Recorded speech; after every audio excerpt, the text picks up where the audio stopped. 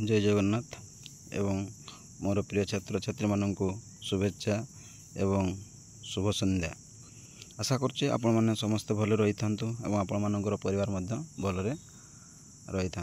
तेणु जय जगन्नाथ। चलतु आम जो पढ़ुलु प्राचीन गद्य साहित्य उपरे, तेणु प्राचीन गद्य साहित्य उपरे मु कौन कर केतेगुड़िक प्राचीन गद्य साहित्य गुड़िक पुंखानुपुंखन भाव में आलोचना कर दौची। आज से पुणी आउ गोटे आमर गद्य साहित्य देखा जाइए जोटा कि हूँ सोमनाथ व्रत कथा। तेणु ये सोमनाथ व्रत कथा को मुझे सुंदर भाव में आपण पाखक सरस सरल एवं सुंदर भाव में कौन कर आलोचना करदे एवं यार विषय वस्तु को संपूर्ण भाव में पुंखानुपुंखन भाव में कौन कर आपण मानू सुंदर भाव में वर्णना करुचे। तेणु वर्णना कर दौचे एवं यह जो आमर रही प्राचीन गद्य साहित्य जो देखा जाइए ये सोमनाथ व्रत कथार जिते गुड़िक संभव प्रश्न उत्तर हो पार ता गुड़िक कौन करेंगे ना आपण मानू सुंदर भाव में कौन करदे आलोचना करदे। तेणु आपण मानू अनुरोध आपण मैंने सी सार यूट्यूब चैनल को सब्सक्राइब कर रखु। जिते बड़े जो वीडियो छाड़बी सेते आपण कौन करेंगे ना आपण मानू प्रथम नोटिफिकेशन जीव एवं सी सार यूट्यूब चैनल को अधिक मात्रा आपण मैंने कौन करूँ शेयर करूँ एवं आपण मानकर मतामत दियंतु। चलतु पिला माने जो माने आज टीजीटी ओडिया रे टीचर होगा जाउछन्ते शिक्षक शिक्षित होगा जाउछन्ते समानक अनेक अनेक शुभेच्छा एवं हार्दिक अभिनंदन। समानक पई जो प्राचीन गद्य साहित्य रही अछि एवं जो माने टीजीटी ओडिया रे net MPhil GRF PGT TGT होगा चाहते समानक मध्य एही वीडियो गुड़िक। तेणु देख जो रही आम आउ गोटे साहित्य पढ़ा जोटा कि हूँ प्राचीन गद्य साहित्य विशेष भाव में गुरुत्व भाव में देखा जाइए सोमनाथ व्रत कथा। तेणु आपण मानक मु सुंदर भाव में सहज सरल एवं सहजरे कौन कर व्याख्या कर दौची। देख सोमनाथ व्रत कथा।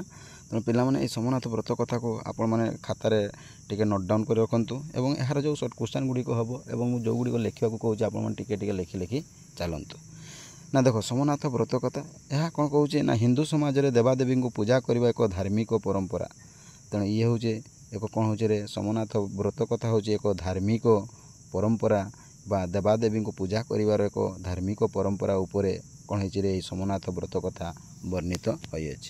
यह आध्यात्मिकतार बाह्य रूप बोली ग्रहण करा जाई पारे। हिंदू माने एक ब्रह्म द्वितीय नास्ति बोली ग्रहण करते हैं सही एक ब्रह्मांकर भिन्न भिन्न शक्ति को एक देवता रूपे। एणु एणु देव देवी को खुशी कराइबा पाई हिंदू भक्त निजर परिपूर्ण नैवेद्य बाढ़ी दिए उद्दिष्ट देवता किंबा देवी उद्देश्य यही पूजा विभिन्न भाव में करा जाई थाए। तथापि शिव दर्शन सोमवार दिन, लक्ष्मी पूजा गुरुवार दिन, मंगल दर्शन मंगलवार दिन कले बेसी शुभप्रद हुए बोली आम कौन कथा विश्वास करी थाउ। घरे घरे निजर आराध्य देवादेवी प्रतिमूर्ति किंबा प्रतिछवि रखी सकाळ और संध्यारे पूजा करा जाए। यही पूजा को नित्य आराधना बोली कहा जाई पारे। यही सब दिन रे उपवास करने को हुए। मिलित भाव में ओषा व्रत पालित होता है। गुरुवार ओषा और माणबसा ओषा मार्गशीर मासरे सबु गुरुवार दिन पालित हुए।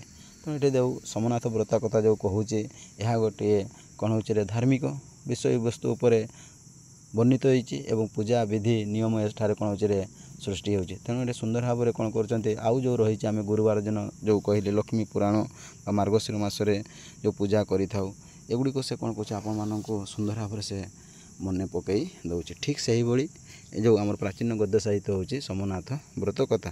तापर देख पुणी कौन हो सुदशा व्रता शुक्लपक्ष गुरुवार दशमी दिन अंतत व्रत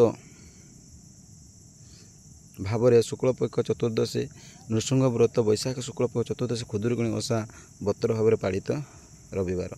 आम यही सब कौन कहता व्रत सब पालन कर बुधई ओषा भाद्रव प्रति बुधवार दिन होता है। यहाँ आम जाचु पुणी जन्माष्टमी भाद्रव कृष्णपक्ष अष्टमी रही है। राधाष्टमी भाद्रव शुक्लपक्ष अष्टमी दिन पालित होता है। यही भारत तथा ओडिशा बहु व्रत तथा ओषा पालन कराए किंतु व्रत उभय पुरुष और स्त्री मानक पालित होता है। जो व्रत बा ओषा एम आमर कौन समाज में कौन कौ मैंने करेंगे उभय पुरुष एवं स्त्री मैंने कौन करते व्रत करी था पूजा पाठ करी था। ଓଡ଼ିଶାରେ ବର୍ଷ ସାରା ଅନେକ ଓଷାବ୍ରତ ପାଳିତ ହୋଇଥାଏ। ଡକ୍ଟର କୁଞ୍ଜବିହାରୀ ଦାସ ଓଷାବ୍ରତ ସମ୍ପର୍କରେ ମତ ଦିଅନ୍ତି ଯେ ଓଷାବ୍ରତ କୌଣସି ନିର୍ଦ୍ଦିଷ୍ଟ ଲୋକଗୋଷ୍ଠୀର ଏକଛାଟିଆ ନୁହେଁ, ଏହା ସମଗ୍ର ଲୋକ ସମାଳର। ସୋମନାଥ ବ୍ରତ ଏହିପରି ଏକ ବିଶିଷ୍ଟ ବ୍ରତ। କେତେକ ସ୍ଥଳରେ ଏହାକୁ ବଡ଼ ଓଷା ବୋଲି ମଧ୍ୟ କୁହାଯାଏ। ଭେରି ଇମ୍ପୋର୍ଟାଣ୍ଟ ପିଲାମାନେ, ଯେ ଏହି ସୋମନାଥ ବ୍ରତ କଥାକୁ ଆମେ କ'ଣ କହିଥାଉ ନା ଏହାକୁ ବଡ଼ ଓଷା ବୋଲି କ'ଣ କରି ମଧ୍ୟ କୁହାଯାଏ। କାହାକୁ? ଏହି ସୋମନାଥ ବ୍ରତ କଥାକୁ। ଏଇଟା ଲେଖି ରଖନ୍ତୁ ପିଲାମାନେ।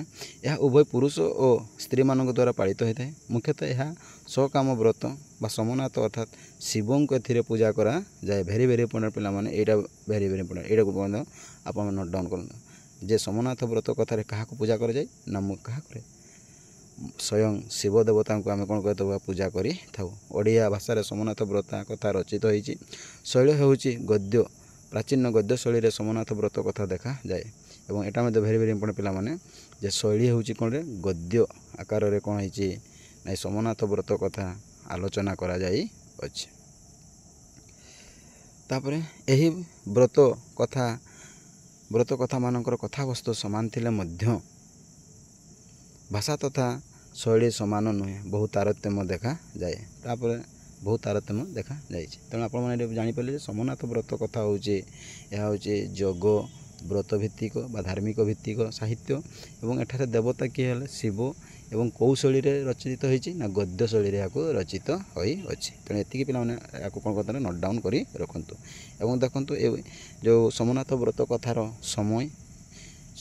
ସମୟର କିଭଳି ସେ କ'ଣ କରୁଥିଲେ? ରଚନାର ସମୟ ବର୍ତ୍ତମାନ ଆମେ ଜାଣିବା। ତେଣୁ ଦେଖ ନା ଆମର ଆଲୋଚ୍ୟ ସୋମନାଥ ବ୍ରତ କଥାର ଲେଖକଙ୍କ ବିଷୟରେ କିଛି ଜଣାଯାଏ ନାହିଁ।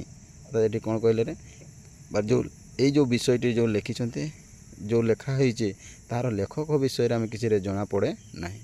ଯାହା ମନେ ହୁଏ ସୋମନାଥ ବ୍ରତ କଥା ଲେଖା ହେବା ପୂର୍ବରୁ ଏହା ଲୋକମୁଖରେ ଚଳି ଆସୁଥିଲା। ତେଣୁ ଏଇଟା କ'ଣ କହୁଥିଲେ? ଲୋକ ମୁଖରେ କ'ଣ ହେଉଥିଲା? ଏହା ପ୍ରଚଳିତ ହେଉଥିଲା ବୋଲି କହୁଅଛନ୍ତି।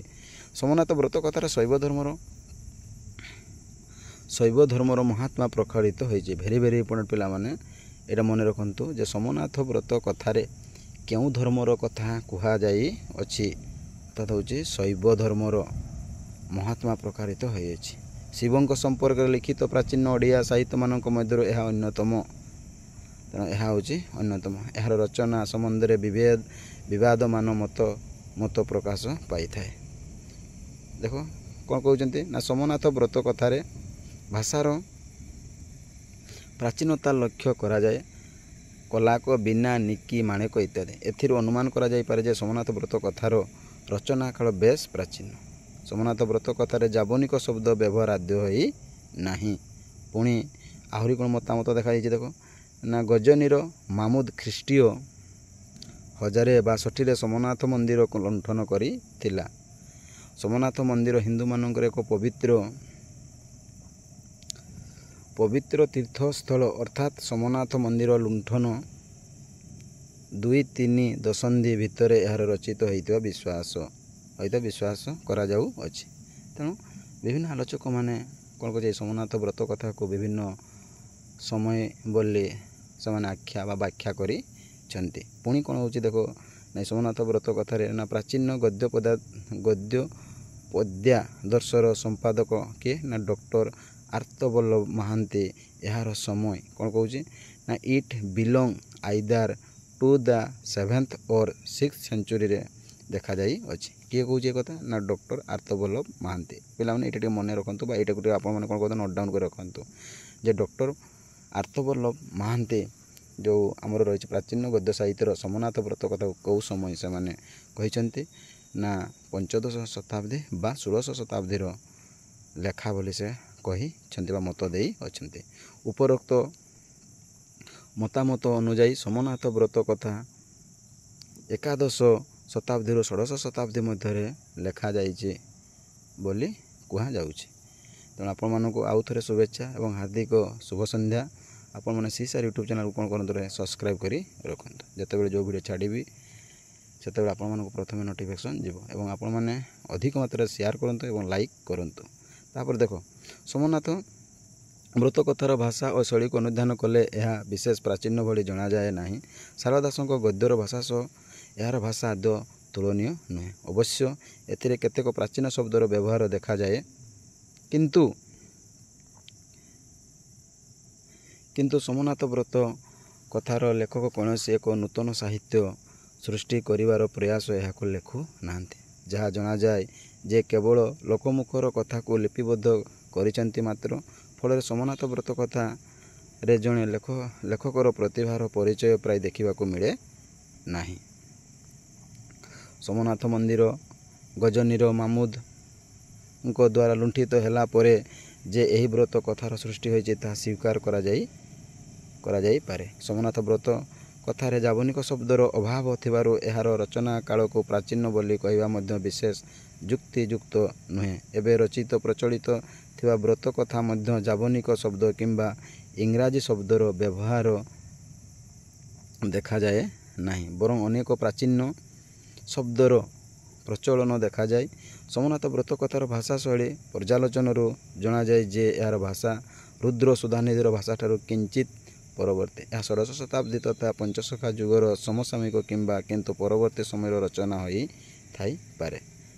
ତେଣୁ ଏଠି ସୁନ୍ଦର ଭାବରେ କ'ଣ କଲେ ନା ବିଭିନ୍ନ ଗବେଷକ ଯେଉଁ ସୋମନାଥ ବ୍ରତ କଥାର ରଚନାର ସମୟ ବା କାଳକୁ ସେମାନେ କ'ଣ କଲେ ନିର୍ଦ୍ଧାରଣ କଲେ। ତେଣୁ ଆପଣମାନେ ଟିକେ ନୋଟ୍ ଡାଉନ୍ କରି ଯାଆନ୍ତୁ ଏବଂ ଯାହାଫଳରେ ଆପଣମାନେ ନିହାତି ଏହି ସୋମନାଥ ବ୍ରତ କଥାର ସୁନ୍ଦର ଭାବରେ ଆପଣମାନେ ବୁଝିପାରିବେ। ତାପରେ ଦେଖ ସୋମନାଥ ବ୍ରତ କଥା କିଭଳି ସାହିତ୍ୟରେ ତାହା ପ୍ରତିଫଳିତ ହୋଇଛି ବା ସାହିତ୍ୟର ମୂଲ୍ୟ କିଭଳି ସେ ଦେଇଅଛି, ବର୍ତ୍ତମାନ ମୁଁ କ'ଣ କହୁଛି ତାହା ଆଲୋଚନା କରି ଦେଉଛି। ସୋମନାଥ ବ୍ରତ କଥା ଏକ କାହାଣୀ ଧର୍ମୀ ରଚନା। ଏଇଟା ମଧ୍ୟ ପିଲାମାନେ ମନେ ରଖନ୍ତୁ ଯେ ସୋମନାଥ ବ୍ରତ କଥା ହେଉଛି ଏକ କ'ଣ ନା କାହାଣୀ ଧର୍ମୀ ରଚନା। ଓଡ଼ିଆ ସାହିତ୍ୟର ପ୍ରଥମ ଅବସ୍ଥାରେ ଲୋକ କାହାଣୀର ସ୍ଥାନ ବେଶ ଭଲ ଭାବରେ ଥିଲା। ଏହି ଦୃଷ୍ଟିରୁ ସୋମନାଥ ବ୍ରତ କଥାକୁ ଏକ କାହାଣୀ ବୋଲି ଗ୍ରହଣ କରାଯାଇପାରେ। ଏଥିରେ ପାରମ୍ପରିକ କାହାଣୀର ଚିରନ୍ତନ ଧର୍ମକୁ ରକ୍ଷା କରାଯାଇପାରିଛି। ଏଥିରେ ଉଲ୍ଲେଖ ଅଛି ପିଲାମାନେ ଏଇଟା ଟିକେ କୋଟେସନ୍ ମଧ୍ୟ ଏହାକୁ ଲେଖି ରଖନ୍ତୁ ଯେ କ'ଣ ଉଲ୍ଲେଖ ରହିଛି ନା ରାଜା ବ୍ରତ ନିନ୍ଦା କରନ୍ତେଣ ତହୁ ପରମେଶ୍ୱରଙ୍କ ଆସନ ଟଳିଲା। ପରମେଶ୍ୱର ଧ୍ୟାନରେ ଜାଣିଲେ କ ବୀର ବିକ୍ରମାଦିତ୍ୟ ରାଜା କଲାକ। ରାଜା ବ୍ରତ ନିନ୍ଦା କରନ୍ତେ କୁଷ୍ଠ ବ୍ୟାଧି ହୋଇଲାକ। ତେଣୁ ଏଇ କୋଟେସନ୍ଟା ଆପଣମାନଙ୍କୁ କ'ଣ କରିବାରେ ମନେ ରଖିବାକୁ ପଡ଼ିବ ଏବଂ ଆପଣମାନେ ଏଇଟା ଲେଖି ରଖନ୍ତୁ। ତାପରେ ବ୍ରତ ପାଳନ କରୁଥିବା ବ୍ୟକ୍ତି ମନରେ ଏହା ଭୟ ସଞ୍ଚାର କରିବା ସ୍ୱାଭାବିକ। ତାପରେ ଦେଖ ନା ରାଜା ବିକ୍ରମାଦିତ୍ୟଙ୍କ ରାଜଶାସନ ବ୍ରତ ନିନ୍ଦା କୁଷ୍ଠ ରୋଗ କ୍ରାନ୍ତ ହେବା, ରାଜତ୍ୟାଗ, ଅନୁତାପ, ମନ୍ତ୍ରୀଙ୍କ ଅତ୍ୟାଚାର, ରାଣୀଙ୍କର ଶିବ ପୂଜା, ରାଜାଙ୍କର ଆରୋଗ୍ୟ ଲାଭ, ରାଜାଙ୍କର ପ୍ରତ୍ୟାବର୍ତ୍ତନ, ମନ୍ତ୍ରୀଙ୍କର ଦଶା, ରାଜାଙ୍କ ପୌନ ରାଜ୍ୟପ୍ରାପ୍ତି, ପାରମ୍ପରିକ କାହାଣୀର ଆରମ୍ଭ ଓ ଶେଷ ଭଳି ଏହାର କାହାଣୀ ଗଠିତ ହୋଇଛି। ତେଣୁ ଏଠାରେ ଯେଉଁ କୋଟେସନ୍ରେ ବା ଯେଉଁ ଉକ୍ତିରେ ରହିଛି ସେଠି କ'ଣ ହେଇଛି ରେ ଯେଉଁ ବିକ୍ରମାଦିତ୍ୟ ରାଜାଙ୍କ ସମୟରେ କ'ଣ ରାଜ୍ୟ ଶାସନ ଏବଂ ବ୍ରତ ନିନ୍ଦା ହୋଇଛି। ସେ କ'ଣ ହେଇଛି ନିଜେ କୁଷ୍ଠରୋଗ ପୀଡ଼ିତ ହୋଇଛନ୍ତି, ରାଜ୍ୟତ୍ୟାଗ କରିଛନ୍ତି, ମନ୍ତ୍ରୀଙ୍କ ଅତ୍ୟାଚାର କରିଛନ୍ତି, ରାଣୀଙ୍କୁ ଶିବ ପୂଜା, ରାଜାଙ୍କ ଅଯୋଗ୍ୟ ଲାଭ ହୋଇଛି ଏବଂ ଏଗୁଡ଼ିକ କ'ଣ ହେଇଥିଲା ସେଗୁଡ଼ିକ ସେଠି ବର୍ଣ୍ଣିତ ହୋଇଥିଲା। ତେଣୁ ଏଇ ଯେଉଁ ସୋମନାଥ ବ୍ରତ କଥାରେ କ'ଣ କରୁଛି ନା ଏଇଟା ମଧ୍ୟ ଡକ୍ଟର କିଏରେ ଆର୍ଗବଲ୍ଲଭ ମହର୍ଷିଙ୍କ ସମ୍ପାଦିତ, ଏଇଟା ଆର୍ତ୍ତବଲ୍ଲଭ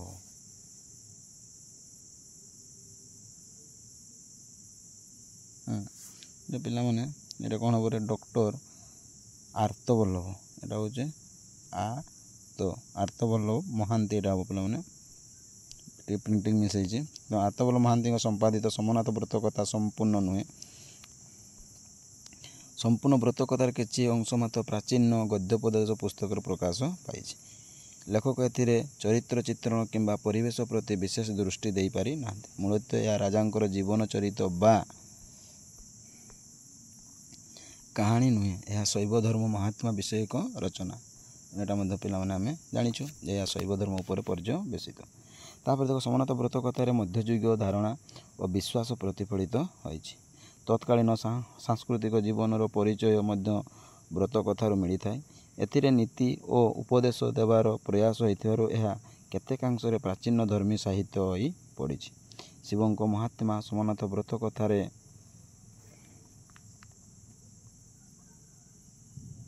କଳ୍ପନା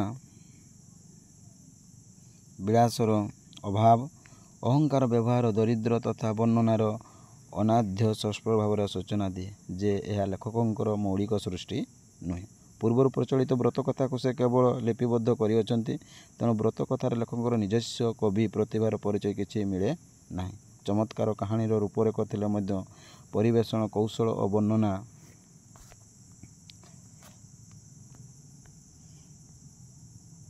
ବର୍ଣ୍ଣନା ଶୈଳୀର ଦୁର୍ବଳତା ଯୋଗୁଁ ସୋମନାଥ ବ୍ରତ କଥା ଏକ ଉନ୍ନତ ସାହିତ୍ୟ ରୂପରେ ନିଜକୁ ପ୍ରତିଷ୍ଠିତ କରିପାରି ନାହିଁ। ଅବଶ୍ୟ ଏହାର ଲକ୍ଷ୍ୟ ଏକ ଉନ୍ନତ ସାହିତ୍ୟ ରୂପେ ନିଜକୁ ପ୍ରତିଷ୍ଠିତ କରିବା ନଥିଲା। ଏହାର ଲକ୍ଷ୍ୟ ଥିଲା ସରଳ ଓ ସାଧାରଣ ତଥା ଅଶିକ୍ଷିତ ନରନାରୀଙ୍କ ମନରେ ଧର୍ମଭାବ ଉତ୍ପନ୍ନ କରିବା। ଏହି ଦୃଷ୍ଟିରୁ ସରଳ ଭାବରେ ଶିବଙ୍କର ମହାତ୍ମା ହିଁ ବର୍ଣ୍ଣିତ ହୋଇଛି। ଏହାଙ୍କୁ ବ୍ରତିଚାରୀ ତଥା ବ୍ରତଚାରିଣୀମାନେ ବସି ଶୁଣୁଥିବାରୁ ଏହା ଏକ ସ୍ୱପ୍ନ ସୀମିତ ପରିବେଶ ଭିତରେ ଶେଷ ହୋଇଛି। ଏହି ସୀମିତ ପରିବେଶ ଭିତରେ ଲେଖକ କାହାଣୀର ବର୍ଣ୍ଣନା କରିବା ବ୍ୟତୀତ ଅନ୍ୟ କିଛିର ପ୍ରୟୋଗ କରିବାକୁ ସୁଯୋଗ ତଥା ସମୟ ପାଇ ନାହାନ୍ତି। ତେଣୁ ଏହି ଥିଲା ଯେଉଁ ସୋମନାଥ ବ୍ରତ କଥାର ସାହିତ୍ୟିକ। ତାପରେ ଦେଖ ଏହି ସୋମନାଥ ବ୍ରତ କଥାରେ କିଭଳି ତା'ର ଭାଷା ରହିଅଛି। ବ୍ରତ କଥାର ସାହିତ୍ୟିକ ବୈଶିଷ୍ଟ୍ୟ ଅପେକ୍ଷା ଭାଷାଗତ ବୈଶିଷ୍ଟ୍ୟ ବେଶୀ ପରିମାଣରେ ପରିଲକ୍ଷିତ ହୋଇଥାଏ। ସୋମନାଥ ବ୍ରତ କଥାର ବାକ୍ୟଗୁଡ଼ିକ ଛୋଟ ଛୋଟ, ଦୀର୍ଘ ବାକ୍ୟ ପ୍ରାୟ ନାହିଁ।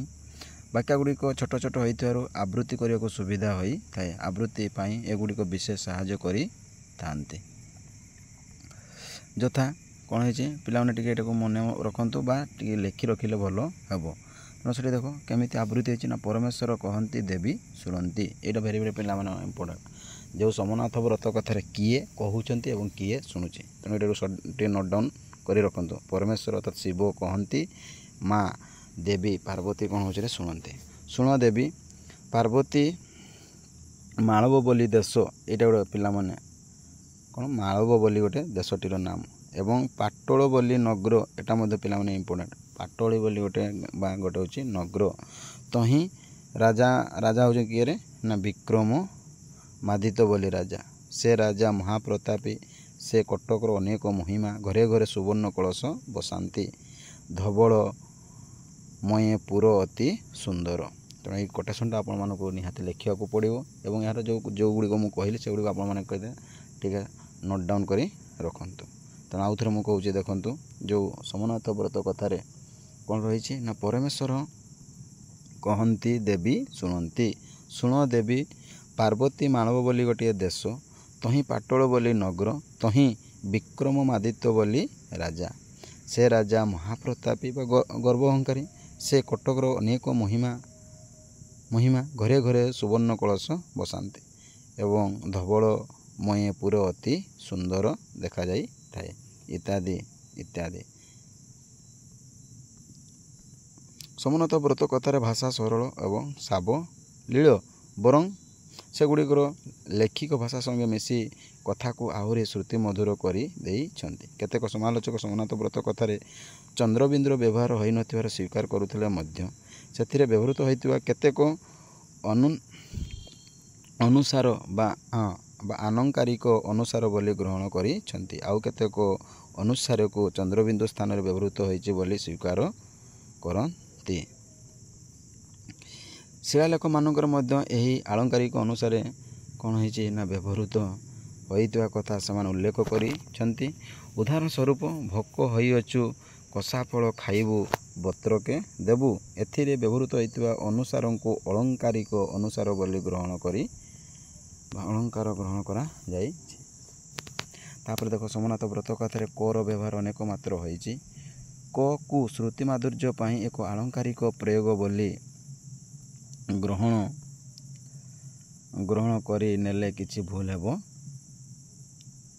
ହେବ ନାହିଁ। ଯଥା ରଖୁବ ରଖୁବାକ, ଘେନିବ ଘେନିମାକ, କରିବ ଅର୍ଥାତ୍ ହେଉଛି କରିବାକୁ, ଭବିଷ୍ୟତ କାଳରେ ବର୍ଣ୍ଣିତ ଅଛି। ବୋଇଲେ ଅର୍ଥାତ୍ ବୋଇଲାକ, ହଇଲା ହଇଲାକ, ଗଲା ଗଲାକ ଅତୀତ କାଳରେ ବ୍ୟବହୃତ ହୋଇଅଛି। କେତୋଟି ସ୍ଥାନରେ ଅତୀତ କାଳରେ ମଧ୍ୟ ଭବିଷ୍ୟତ କାଳର କ୍ରିୟାର ବ୍ୟବହାର ହୋଇଛି। ଯଥା କହିଲେ ସ୍ଥାନରେ କହିବାକୁ ସୋମନାଥ ବ୍ରତ କଥାରେ ଅନେକ କଥନ ଭଙ୍ଗୀର ହୋଇଅଛି। ତେଣୁ ଆପଣମାନେ ଦେଖୁଛନ୍ତି କିଭଳି ଏହି ସୋମନାଥ ବ୍ରତ କଥାର ଭାଷାର ପ୍ରୟୋଗ ହୋଇଅଛି। ଯେମିତି ଜାଣିଲେ କହିଲେ ଅର୍ଥାତ୍ ହେଉଛି କହିବାକୁ। ଠିକ୍ ସେଇଭଳି ଯେଉଁ ଗୁଡ଼ିକ ଆଲୋଚନା କରିଥିଲେ ସେଗୁଡ଼ିକ ଆପଣ ଟିକେ ଟିକେ ଲେଖି ରଖନ୍ତୁ ବା ମନେ କରି ରଖନ୍ତୁ।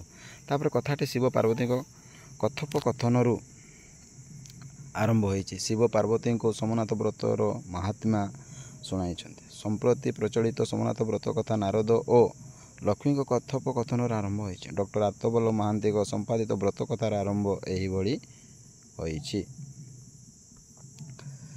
ତେଣୁ ଦେଖ କିଭଳି ହେଇଛି ନା ପରମେଶ୍ୱର କହନ୍ତି ଦେବୀ ଶୁଣନ୍ତି ଏବଂ ଶୁଣି ଦେବୀ ପାର୍ବତୀ ଇତ୍ୟାଦି। ବ୍ରତ କଥା ଦୃଷ୍ଟିରୁ ଏହା ସ୍ୱାଭାବିକ ଓ ଯଥାର୍ଥ ହେଉଛି, କାରଣ ଲେଖକ ଚାହାନ୍ତି ଯେ ଶ୍ରୋତାମାନଙ୍କ ମନରେ ଧାରଣା ହେବା ଉଚିତ ସେମାନେ ଶୁଣୁଥିବା କଥା କପୋଳକଳ୍ପିତ ନୁହେଁ, ଏହାକୁ ସ୍ୱୟଂ ମହାଦେବ କହିଛନ୍ତି। ଏହିଭଳି ଧାରଣା ବ୍ରତକାରିଣୀ ମନରେ ସୃଷ୍ଟି ହେଲେ କଥା ପ୍ରତି ସେମାନଙ୍କ ଗଭୀର ବିଶ୍ୱାସ ଜନ୍ମିବା ସ୍ୱାଭାବିକ। ଏବଂ ଆପଣମାନଙ୍କୁ ଆଉଥରେ ଅନୁରୋଧ କରୁଛି, ଶ୍ରୀ ସାର୍ ୟୁଟ୍ୟୁବ୍ ଚ୍ୟାନେଲ୍କୁ ଆପଣମାନେ ନିହାତି କ'ଣ କରିବେ ସବସ୍କ୍ରାଇବ୍ କରି ରଖନ୍ତୁ ଏବଂ ମତାମତ ଦିଅନ୍ତୁ ଏବଂ ଆପଣ ଅଧିକ ମାତ୍ରାରେ ସେୟାର କରନ୍ତୁ, ଯାହାଫଳରେ ଯେତେବେଳେ ମୁଁ ଯେଉଁ ଭିଡ଼ିଓ ଛାଡ଼ିବି ଆପଣଙ୍କୁ ପ୍ରଥମେ କ'ଣ ହେବ ନା ମୋର ନୋଟିଫିକେସନ୍ ଆପଣମାନଙ୍କୁ ପହଞ୍ଚିବ। ତେଣୁ ଆପଣମାନେ ନିହାତି ସେୟାର କରି ସବସ୍କ୍ରାଇବ୍ କରି ରଖିଥାନ୍ତୁ ଏବଂ ଆପଣମାନଙ୍କର ଯେଉଁ ରହିଛି ଯେଉଁ ଅଧିକ ଯଦି କିଛି ଜାଣିବାକୁ ଚାହୁଁଛନ୍ତି ବା ଯେଉଁ ବିଷୟ ଗୁଡ଼ିକ ଆପଣ ଚାହୁଁଛନ୍ତି ଜାଣିବା ପାଇଁ, ତେଣୁ ମୋତେ ଏଇ ଭିଡ଼ିଓରେ କମେଣ୍ଟ ମାଧ୍ୟମରେ କୁହନ୍ତୁ। ମୁଁ ସେଗୁଡ଼ିକୁ କ'ଣ କରିବି ଆପଣମାନଙ୍କୁ ନିହାତି ଆଲୋଚନା କରିଦେବି। ତାପରେ ଚାଲ ନା ଉଚ୍ଚାରିତ ଧ୍ୱନିକୁ ଅନୁସରଣ କରି ଲେଖିଥିବା କଥା ଗୁଡ଼ିକ ଶବ୍ଦ ହେଲା ସିଂହଦ୍ୱାର ଅର୍ଥାତ୍ ଦେଖ କିଭଳି ଶବ୍ଦ ପ୍ରୟୋଗ ହେଇଛି। ଦେଖ ଆମେ ଯେଉଁ ସିଂହଦ୍ୱାର କହୁଛେ ସେଟା କ'ଣ କହୁଥିଲେ ସେତେବେଳେ ନା ସିଂହଦ୍ୱାର। ବିକ୍ରମାଦିତ୍ୟକୁ ସେମାନେ କ'ଣ କହୁଥିଲେ ନା ବିକ୍ରମାଦିତ୍ୟ। ପୁରାଇ ଅର୍ଥାତ୍ ପୁରୋଇ ଇତ୍ୟାଦି। ତାପରେ ଦେଖ ସୋମନାଥ ବ୍ରତ କଥାରେ ତୃତୀୟା ବିଭକ୍ତିରେ ଏଣେ ପ୍ରତ୍ୟୟ, ସପ୍ତମୀ ବିଭକ୍ତିରେ ଏ ପ୍ରତ୍ୟୟର ଏଇଟା ଟିକେ ପିଲାମାନେ ଦେଖିଛି ମୁଁ ଯେଉଁ ଯେତେବେଳେ ଆମେ ଏସ୍ଏସ୍ବି ଯେତେବେଳେ ଓଡ଼ିଆରେ ଏସ୍ଏସ୍ବି ପରୀକ୍ଷା ଦେଲୁ ସେହି ସମୟରେ କ'ଣ କରିଥିଲା ଏଇ ସୋମନାଥ ବ୍ରତ କଥାର ସେ ସପ୍ତମୀ ବିଭକ୍ତିର ଚିହ୍ନ ଆମକୁ କ'ଣ କରିଥିଲା ସେ ପକାଇଥିଲା, ମୋର ମନେ ଅଛି। ତେଣୁ ସେ କ'ଣ କହୁଛି ସପ୍ତମୀ ବିଭକ୍ତିର ଚିହ୍ନ କ'ଣ ହେଉଛି ରେ ଏ ଏବଂ ତୃତୀୟା ବିଭକ୍ତିରେ କ'ଣ କେଉଁ ପ୍ରତ୍ୟୟ ଲାଗିଥିବ ନା ଏଣ ପ୍ରତ୍ୟୟ ଲାଗିଥାଏ। ଏଇଟାକୁ ପିଲାମାନେ ଟିକେ ଟିକେ ନୋଟ୍ ଡାଉନ୍ କରି ରଖିଥାନ୍ତୁ, ବ୍ୟବହାର ହୋଇଛି। ଠିକ୍ ସେହିପରି ଦେଖ ତୃତୀୟ ବିଭକ୍ତିରେ ଏଣେ ପ୍ରତ୍ୟୟର ପ୍ରୟୋଗ ଆଧୁନିକ ଯୁଗରେ ଦେଖାଯାଏ ନାହିଁ। ସୋମନାଥ ବ୍ରତ କଥାରେ ଏହାର ବ୍ୟବହାର ଏହିଭଳି ଅଛି। ବ୍ରତ ନିନ୍ଦା କରନ୍ତେଣ ତହୁଁ ପରମେଶ୍ୱରଙ୍କର ଆସନ ଟଳିଲା। ପୁଣି ପରବର୍ତ୍ତୀ ବାକ୍ୟରେ କରନ୍ତେ ବ୍ୟବହାର ହୋଇଛି, ଏଣ ପ୍ରତ୍ୟୟ ଯୋଗ ହୋଇ ନାହିଁ। ସମ୍ବୋଧନରେ ଭ ଓ ଆହେର ପ୍ରୟୋଗ ଦେଖାଯାଏ। ତ ସମ୍ବୋଧନରେ ରାଜା ତଥା ସମ୍ମାନୀୟ ବ୍ୟକ୍ତିମାନଙ୍କୁ ସମ୍ବୋଧନ କଲା ସମୟରେ ସାଧାରଣତଃ ଭ ବ୍ୟବହୃତ ହୋଇଥାଏ। ଆଲୋଚ୍ୟ ବ୍ରତ କଥାରେ ଏମାନଙ୍କର ବ୍ୟବହାର ଏହିପରି ହୋଇଛି। ଭ ଦେବ ଶିବବ୍ରତୀ 60 କପୁଟି ସିଂହଦ୍ୱାରେ ରହିଅଛନ୍ତି। ଓ ଆହେ କାପୁଡ଼ି ମାନେ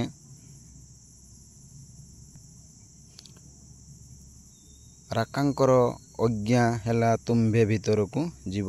ସୋମନାଥ ବ୍ରତ କଥାରେ ଉଭୟଙ୍କୁ ବହୁ ବଚନ କରିଦିଆଯାଇଛି, ଯଥା ଅନେକ ରାଜାମାନେ, ମାଦଳା ପାଞ୍ଜିରେ ଏବଂ ଅନ୍ୟାନ୍ୟ ପ୍ରାଚୀନ ଗଦ୍ୟରେ ଏହିଭଳି ବ୍ୟବହାର ଅଛି। ଚତୁର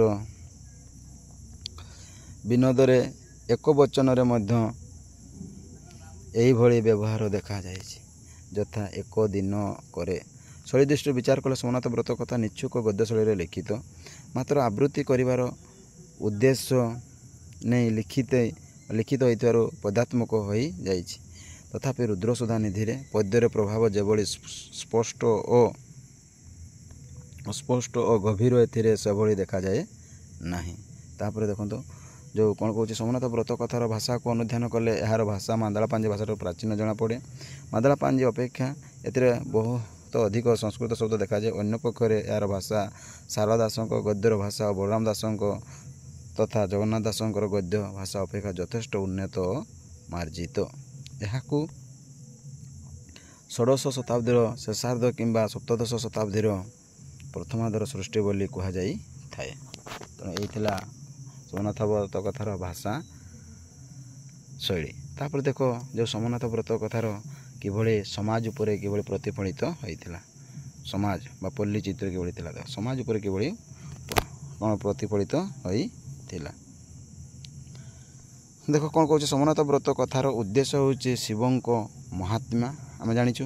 ତାପରେ ପ୍ରଖ୍ୟାପନ କରିବା ଏକ ଲୋକ ମନ ହୃଦୟରେ ଧର୍ମଭାବ ସୃଷ୍ଟି କରିବା, ଏ ଦୁଇଟି ଏହାର ମୁଖ୍ୟ ଉଦ୍ଦେଶ୍ୟ ହେଲେ ତତ୍କାଳୀନ ସାମାଜିକ ଜୀବନ ଚିତ୍ର ଏଥିରେ ଦେଖାଯାଏ। ଏଥିରେ ସାମାଜିକ ସାଂସ୍କୃତିକ ଜୀବନ ପରିଚୟ ମିଳିବା ସଙ୍ଗେ ସଙ୍ଗେ ଲୌକିକ ଉପରେ ଶୈବ ଧର୍ମ ପ୍ରଭାବ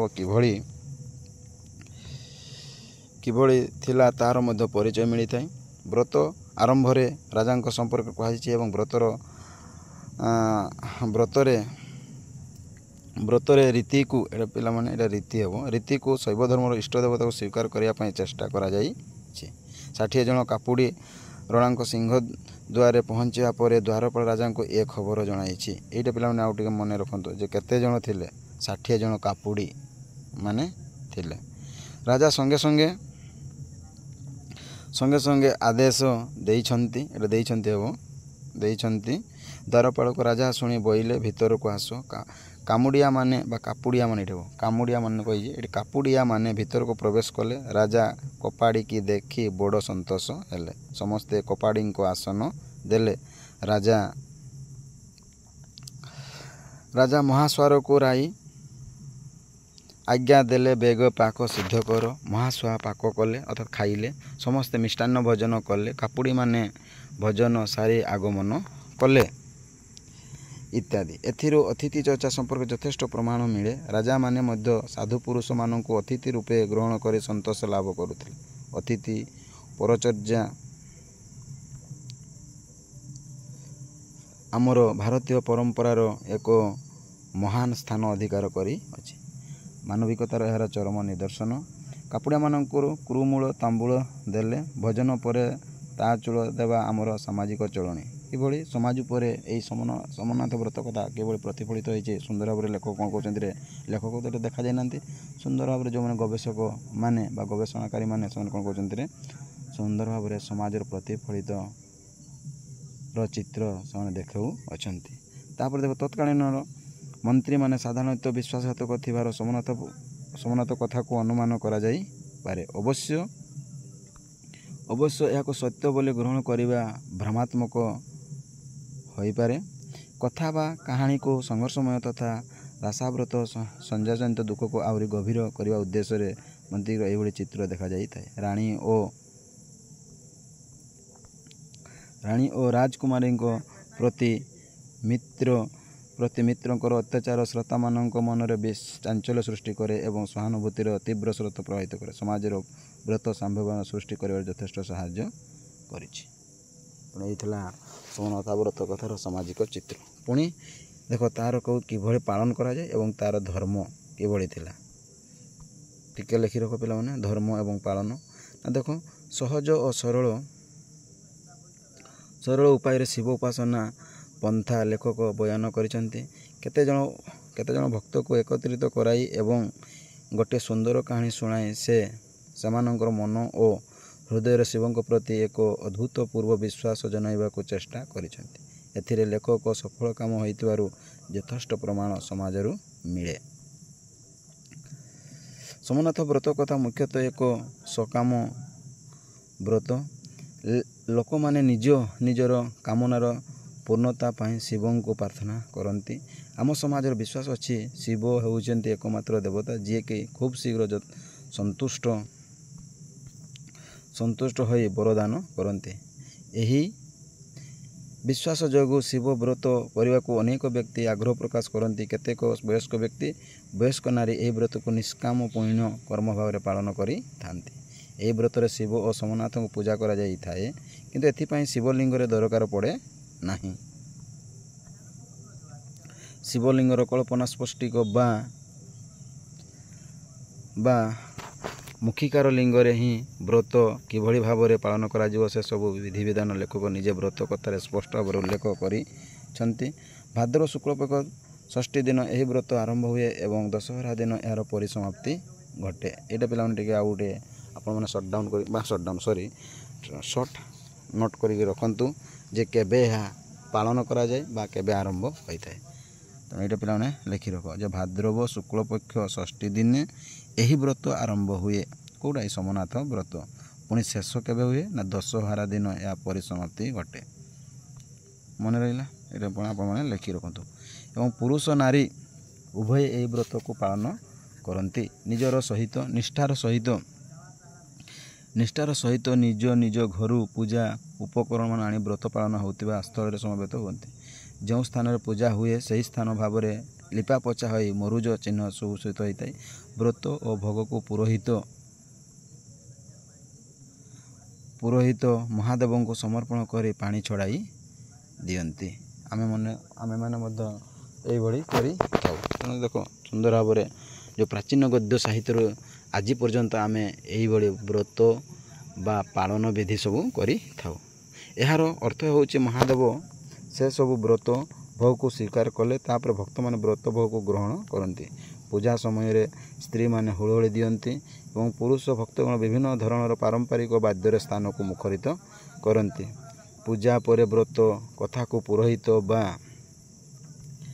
ବା କେହି ଭକ୍ତ ପାଠ କରନ୍ତି। ଅନ୍ୟମାନେ ପବିତ୍ର ହୃଦୟରେ ଶାନ୍ତ ଭାବରେ ବସି ଶୁଣନ୍ତି। ପୂଜା ହୋଇଥିବା ଗୁଆ ଶୁଭ୍ରସୂତା ବ୍ରତୀଚାରିଣୀମାନେ ଭକ୍ତିପୂତ ହୃଦୟରେ ନିଜ ନିଜର ମସ୍ତକ ହସ୍ତରେ ସ୍ପର୍ଶ କରନ୍ତି ଏବଂ ନିଷ୍ଠାର ସହ ଶୁଦ୍ଧପୂତ କରି ରଖନ୍ତି। ଦଶହରା ଦିନ ଉଦ୍ଯାପନ ପୂଜା ସରିଲା ପରେ ସେସବୁକୁ ବିସର୍ଜନ କରି ଦିଅନ୍ତି।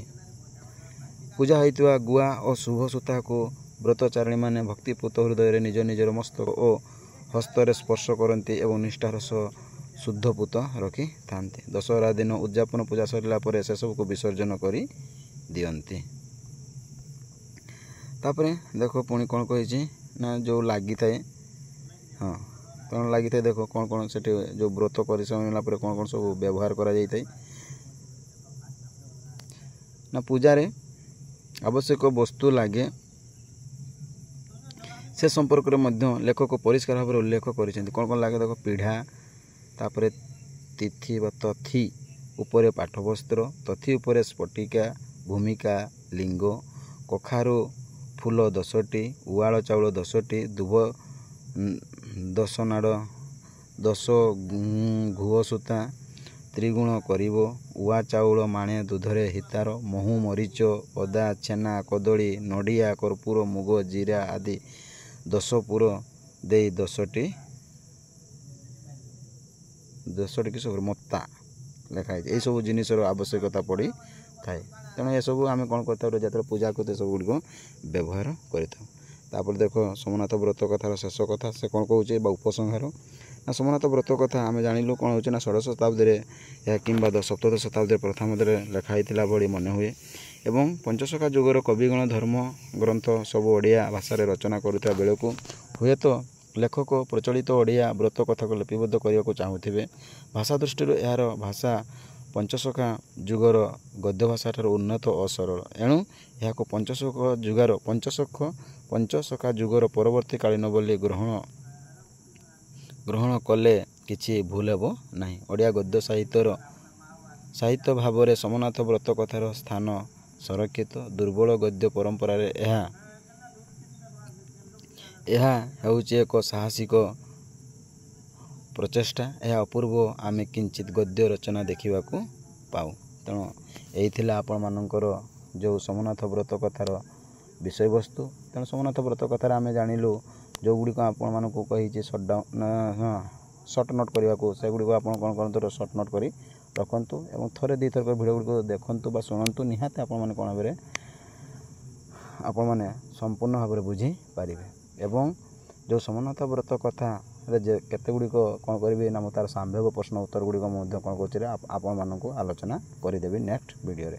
ତେଣୁ ଆପଣମାନେ ପ୍ରଥମେ ଥିଓରିକୁ ଶୁଣନ୍ତୁ ବୁଝନ୍ତୁ ତାପରେ ସେଇ ବିଷୟ ଅନୁସାରେ ଆମେ କେତୋଟି ପ୍ରଶ୍ନ ହୋଇପାରିବ ମୁଁ କ'ଣ କରିବି ନେକ୍ସଟ ଭିଡ଼ିଓରେ ଆଲୋଚନା କରିଦେବି। ତେଣୁ ରହୁଛି ଜୟ ଜଗନ୍ନାଥ ଏବଂ ଆପଣମାନଙ୍କୁ ଅନୁରୋଧ ସେଇ ସାର୍ ୟୁଟ୍ୟୁବ୍ ଚ୍ୟାନେଲକୁ ଆପଣମାନେ କ'ଣ କରିଥାନ୍ତୁ ନା ଲାଇକ୍ ମତାମତ ଦିଅନ୍ତୁ ସେୟାର କରନ୍ତୁ ଏବଂ ଆପଣମାନେ ସବସ୍କ୍ରାଇବ୍ କରି ରଖନ୍ତୁ। ଯେତେବେଳେ ମୁଁ ଯେଉଁ ଭିଡ଼ିଓ ଛାଡ଼ିବି ଆପଣମାନଙ୍କୁ ପ୍ରଥମେ କ'ଣ କରିବ ମୋର ନୋଟିଫିକେସନ୍ ଯିବ। ରହୁଛି ଜୟ ଜଗନ୍ନାଥ ଏବଂ ଶୁଭ ସନ୍ଧ୍ୟା।